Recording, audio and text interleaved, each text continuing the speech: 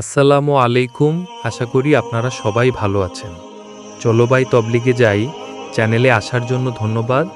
আমাদের এই চ্যানেল থেকে আপনাদের কাছে ইসলামিক বার্তা পৌঁছে দেওয়ার চেষ্টা করব ইনশাআল্লাহ। তাবুকের সফরে কওমে সামুদের বস্তি অতিক্রম। ৮ গাজওয়ায়ে তাবুক একটি বিখ্যাত যুদ্ধ। নবী করিম সাল্লাল্লাহু আলাইহি ওয়াসাল্লামের জীবনে ইহাই ছিল সর্বশেষ যুদ্ধ। হুজুর আকরাম সাল্লাল্লাহু আলাইহি ওয়াসাল্লাম সংবাদ পাইলেন যে রোম সম্রাট মদিনা শরীফের উপর হামলা করিবার সিদ্ধান্ত করিয়াছে এবং এই উদ্দেশ্যে এক বিশাল বাহিনী লইয়া সিরিয়ার পথে মদিনার দিকে অগ্রসর হইতেছে। এই সংবাদ প্রাপ্ত হইয়া নবম হিজরি ৫ই রজব বৃহস্পতিবার উহার মোকাবেলা করিবার উদ্দেশ্যে হুজুর সাল্লাল্লাহু আলাইহি ওয়াসাল্লাম মদিনা হইতে রওয়ানা হইলেন। যেহেতু প্রচণ্ড গরমের মৌসুম ছিল এবং মোকাবেলাও ছিল অত্যন্ত কঠিন, সেহেতু হুজুর সাল্লাল্লাহু আলাইহি ওয়াসাল্লাম স্পষ্টভাবে ঘোষণা করিয়া দিয়াছিলেন যে রোম সম্রাটের সহিত যুদ্ধ করিতে যাইতে হইবে, কাজেই প্রস্তুতি গ্রহণ করো।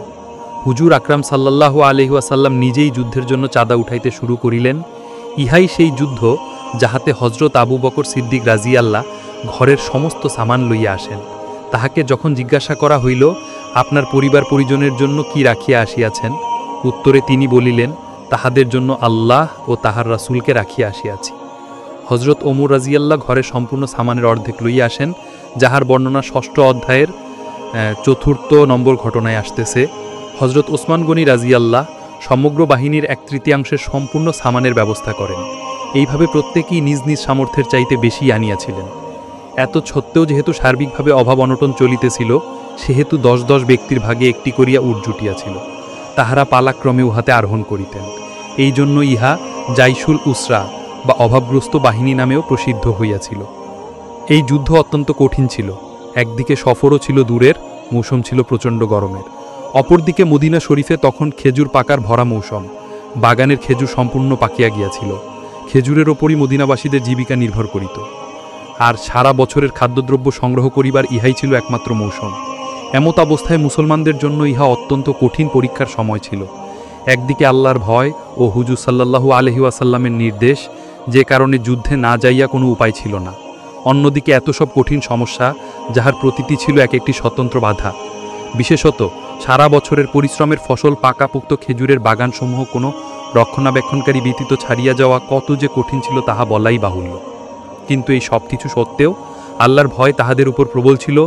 মোনাফিক ও অক্ষম ব্যক্তি, যাদের মধ্যে শিশু ও নারীরাও রহিয়াছে, এবং ওই সমস্ত লোক যাদেরকে মদিনা শরীফের প্রয়োজনে রাখিয়া যাওয়া হইয়াছে, অথবা কোনো প্রকার সাওয়ারির ব্যবস্থা না হওয়ায় যাহারা ক্রন্দনরত অবস্থায় রহিয়া গিয়াছেন, যাদের সম্পর্কে আয়াত নাজিল হইয়াছে, তাওয়াল্লাউ ওয়া আয়ুনুহুম তাফিদু মিনাদ-দামা। উল্লেখিত কয়েক শ্রেণী ব্যতীত অন্যান্য সকল সাহাবায়ে কেরাম এই যুদ্ধে শরিক ছিলেন। অবশ্য ৩ জন সাহাবী কোনো ওজন না থাকা সত্ত্বেও শরিক ছিলেন না। তাহাদের ঘটনা সামনে আসিতেছে। পথিমধ্যে কওমে সামুদের বস্তি এলাকা অতিক্রমকালে হুজুর আকরাম সাল্লাল্লাহু আলাইহি ওয়াসাল্লাম কাপড় দিয়া নিজ চেহারা মোবারক ঢাকিয়া ফেলিলেন এবং উটনিকে দ্রুত চালাইলেন। সাহাবায়ে কেরাম রাজিয়াল্লাহকে হুকুম করিলেন, জালিমদের বস্তিগুলি কাঁদিতে কাঁদিতে দ্রুত অতিক্রম করো, আর এই ভয়ের সহিত অতিক্রম করো যে খোদা না করুন সেই আযাব যেন তোমাদের উপরও আসিয়া না পড়ে, যাহা তাহাদের উপর নাজিল হইয়াছিল। ইসলাম খামিস। ফায়দা: আল্লাহর পেয়ারা নবী ও রাসূল আযাবের স্থান ভীত সন্তুষ্ট হইয়া অতিক্রম করেন এবং জীবন উৎসর্গকারী সাহাবায়ে কেরাম রাজিয়াল্লাহ, যাহারা এই কঠিন অবস্থাতেও জীবন উৎসর্গের প্রমাণ দিলেন, তাহাদেরকেও ক্রন্দন করিতে করিতে অতিক্রম করার হুকুম করিলেন, যেন আল্লাহ না করুন সেই আযাব তাহাদের উপরও নাজিল না হইয়া যায়।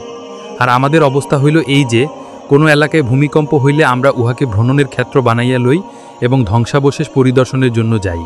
কান্নাকাটি করা তো দূরের কথা, আমরা কান্নার খেয়ালও দিলে আনয়ন করি না।